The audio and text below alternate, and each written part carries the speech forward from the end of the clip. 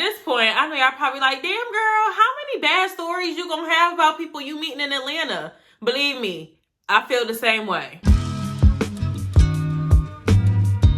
Hey y'all, it's your girl TAYE Renee. Welcome back or welcome to my channel if you're visiting for the first time. Here on Tiny to Talks, we have interactive discussion about love, sex, dating, relationships, and whatever else is on my mind. And sometimes we talk about my experiences here in Atlanta. And for the most part, they be ghetto, child. I guess in honor of ghetto experiences here in Atlanta, we got another story time. Let's get into it. So I have finally had my own first-hand experience with clout chasing, okay? Social media clout chasing, to be specific. There was this guy who he had followed me, and I saw that he was liking a lot of my pictures. So okay, whatever, I go on his profile. He was a pretty attractive guy, so I think that most women, if y'all saw his pictures, you'd probably be like, oh, okay, he's decent looking, right? I gotta give him a fake name. What's his name gonna be? I'm gonna call him Tay, because he was kind of like more of a chocolate complexion, like how Tay Diggs is. Eventually he ends up DMing me. We had really basic conversation, nothing too crazy. How long have you been in Atlanta? What we do for work, that type of thing. I talked about how I do YouTube and mentioned that I talk about, you know, my experiences in Atlanta, talk about dating, things like that. And he suggested doing a collaboration, okay? He suggested doing a collaboration. He mentioned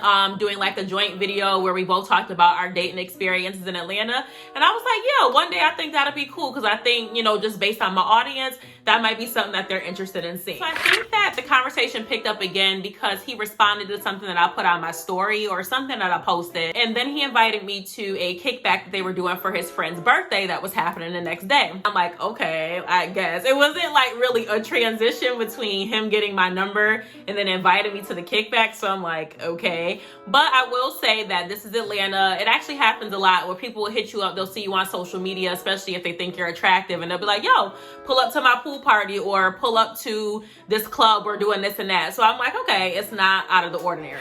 He had offered to pick me up and take me to this kickback.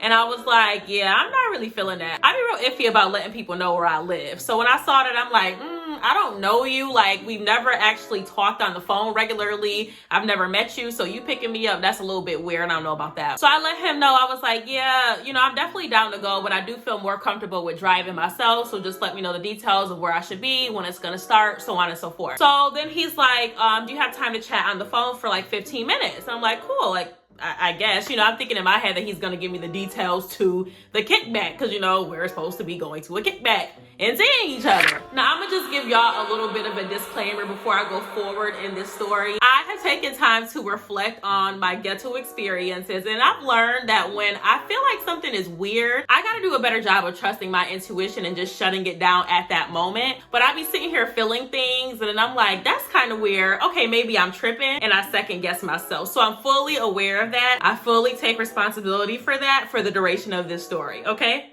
Carrying on. We get on the phone, and when we get on the phone, he randomly just starts shooting off questions. Let me tell you what I mean by that. He immediately is like, so what do you like to do for fun? When was your last relationship? What do you feel like your strengths in a relationship are? Kind of like if someone were to go on Google and type in, what are 20 questions that you ask to get to know someone? He was just like sounding them off. And I told him, I'm like, yo, am I on a job interview? Because this feels like OD weird. Like, why are you asking me all these questions at one time? And he was like, you know, I'm just playing. I was just joking. I want to see what you was gonna say. I think I have a pretty good sense of humor, and that just wasn't funny. Like, I'm sorry, it was just weird energy. So, you know, we start talking a little bit more about ourselves. Again, just kind of expanding on like the work that we do, why we moved to Atlanta, so on and so forth. And then the conversation kind of went to him telling me how he found me on social media. So he was like, you know, I found you because I saw you on Put a Ring on It. So he saw me on TV. And then he said something like, I don't really know how he found me on social media, honestly.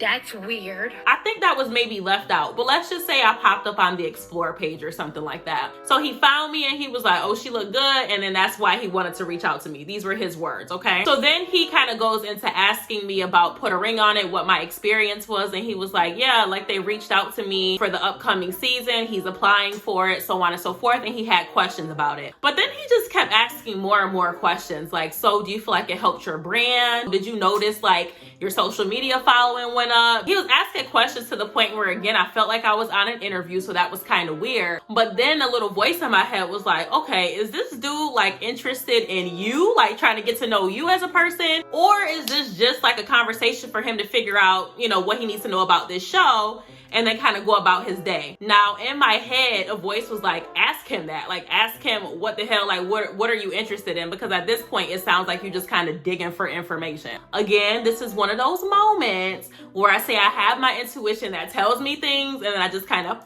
push it to the side.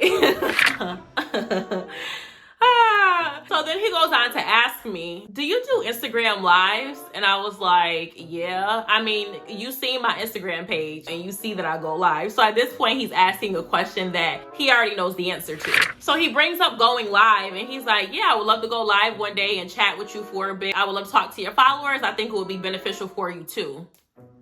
And I'm just like, so again, like I said before, what is this dude interested in? Because we already had a conversation that one day we will partner up on YouTube. Now you're getting my number, you're calling me to say the same things, and you're asking me about my experiences with being on a TV show, and you asking a little bit more than what I would usually feel comfortable with. So I'm like, this dude is kind of weird. But let me tell you something. Just a little break in the story. I feel like this is something that I've been experiencing a lot in Atlanta, and it hasn't necessarily been from men, but from women. Like, women will be your friend because they know that you know a promoter, you know people with money, whatever the case might be, and you could tell that they're trying to eat off you. So usually in situations like these, I don't say anything. Like, I'll see it and then I keep observing that person's movements just to see if I was right, okay? So anyway, I'm saying this for a reason so you can understand the frame of mind that I was in, okay? Hey y'all, TAYE from the future here. I just had to hop in and give a little commentary because I'm gonna just let y'all know that this story gets progressively worse. But I want to emphasize, like I said in the pinned comments, that this is a very old video. I just decided to put it up. And so in present times, I would not have entertained this man. I think immediately when I felt weird about the questions he was asking or what his motives were, I would have had that conversation off jump, or I would have just kind of cut it off altogether. But I just want to emphasize that, okay? Because I know that someone's about to watch this video and be a little judgmental, okay? It was a lot of red flags in this story. Just putting it out there. So at this point, I'm kind of side-eyeing this dude. And I think I kind of brushed it off like, yeah, we'll see. You know, we'll see if that can happen. And then I had to go do something. So we got off the phone and, you know, we said we were going to meet at this time, so on and so forth. Now, I let him know I didn't feel comfortable with him picking me up. And he seemed to feel a way about that. And I thought that was weird. I'm like, bro, if I want to take my own car there, I appreciate the gesture. You know, there are some men who still offer to pick you up. It's usually for a date though. Like, I've never had somebody invite me to an event and be like, oh, I'll come pick you up. So I'm like, yeah, I don't really need you to do that because it's not a type of vibe we have. Like, I'm going to a kickback. If I'm ready to go, like, I want to be able to up and leave. Who knows if you're going to be drinking, if you're going to be able to safely drive me home, if you're not a murderer. So I'm good. I'll take my own self. And I feel like he, again, felt some type of way, but whatever. He got over it and I end up going to the kickback, right? As always, there's a part of the story where it starts to get really ghetto. And this is the part of the story. So I get to the kickback. I see him and I was like, okay. In that moment, I realized I was not attracted to him. And if there was any question about, is this going to be just like a connection for networking or could it go somewhere? The question was answered at that point. Like, he's not an ugly man at all, but he wasn't hitting in person the way his pictures was hitting, okay? Let's just say that. I'm always gonna keep it a bean, so if you're watching this, homie, I'm sorry, because you was a jerk anyway, but carry on. At this point, I really don't care because I didn't come into the situation thinking it was like romantically anything. I saw what the kickback was like. He had showed me on FaceTime who was there, so I came real chill. I was wearing just like a crop top, some jeans, some sneakers, no makeup on. It was whatever. So I'm like, cool, it's just gonna be like a little kickback, chill vibe. And so it wasn't inside of someone's apartment. Like, if you're familiar with the way the apartment buildings are in Atlanta, usually they'll have like a little lounge area where people have gatherings.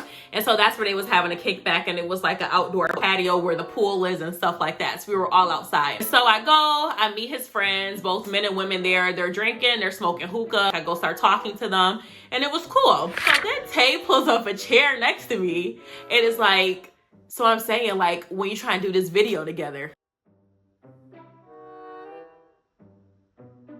I'm just like, if I could have smacked him upside his head, I would. Like, dude, you done asked me about something on Instagram. You called me, you started talking about it on the phone. And now I come here and the first thing that you start talking about is doing a goddamn video together? I'm like, bro, when I'm ready to do that, I'll holla at you, but stop pressing me about it because you're looking kind of thirsty right now, okay? So then he goes, so you trying to do this video tomorrow? Tomorrow? But I just met you for the first time, dude. I'm trying to figure out if I even want to be in your presence. And then you're going to ask me to do a video tomorrow because I just had a reel on Instagram that hit 10K views. And like, I'm trying to just ride the momentum, you know, people looking at my profile. So if I wait too long to do it, then it's not probably going to get as much attention.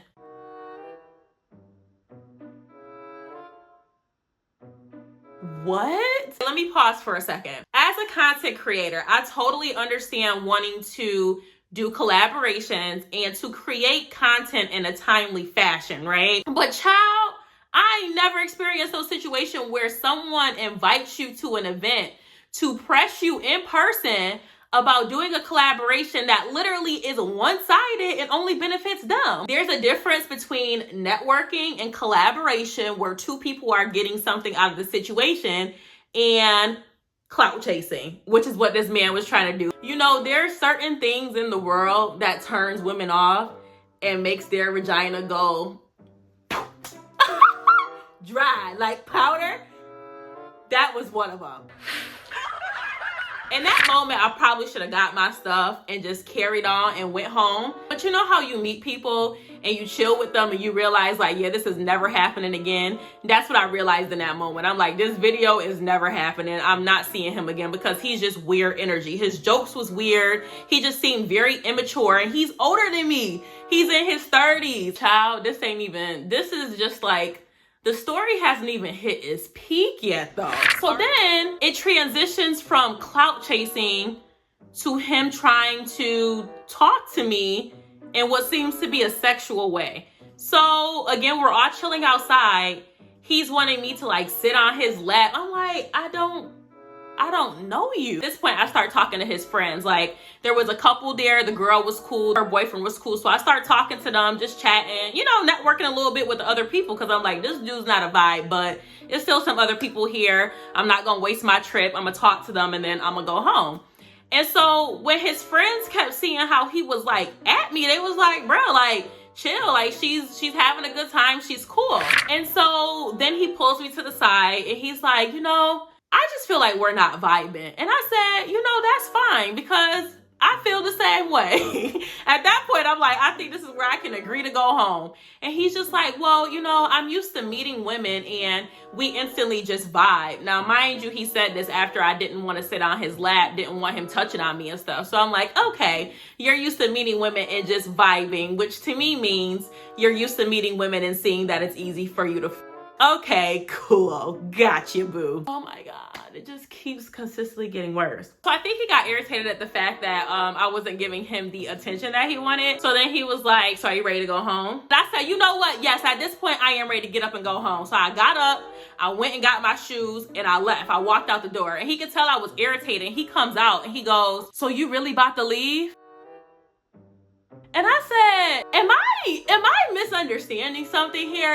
At this point, I was just super aggravated. And I don't know why I feel the need to have to vocalize to people why I'm mad, but it's just something that I gotta work on. It could have been really easy for me to just walk away at that point and be on with my life. But I'm like, bro, I said, do you not realize that you're weird? Like, why are you being weird to leave. So we're talking in the hallway at this point, right? And he goes, listen, when I look at you, I'm not looking at you in the way that I want to have sex with you. What I would like is for us to continue to have a good time with my friends. We can chill, we can vibe out. And he was like, you know, I just really wanted to pick you up so that I could give you a rose.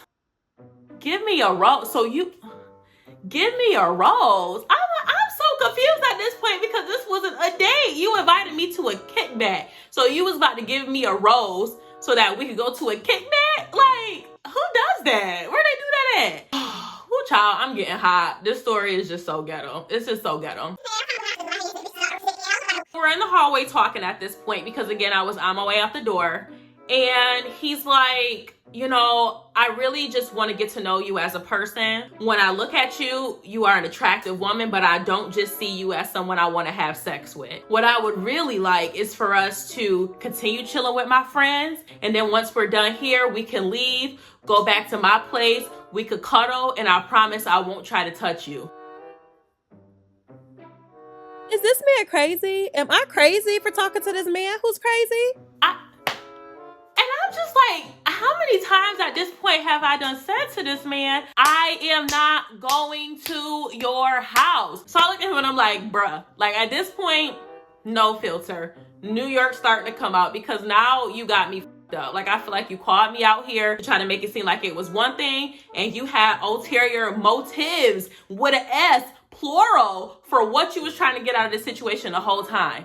I said, bruh, you are obviously on a different type of vibe than I'm trying to be on. I literally wanted to come here, get to know your friends, and then go back home. That is it. And this man looks at me and goes, that's not an option. That's not an option. What kind of Chester the molester shit? Like, I was like, that's totally fine. I'm about to go home. Do you mind just walking me to the elevator so I know where I'm going? He goes, nope, and walks back into the apartment. So I did say some minor curse words, but I just called him a fucking jackass. And then I walked out and I was so mad, y'all. Like I had to figure out how to get out of the building because when you come into like apartment buildings, they got swipe cards and this and that and that. So I finally found my car and I called my friend and I was livid. Cause I'm just like, I am so tired of these people in Atlanta. Like it's always some weird shit.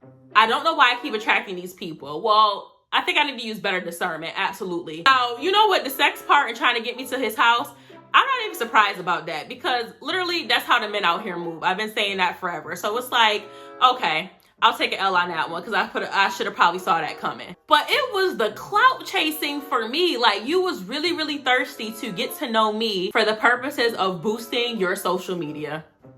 This is Atlanta in 2021, y'all.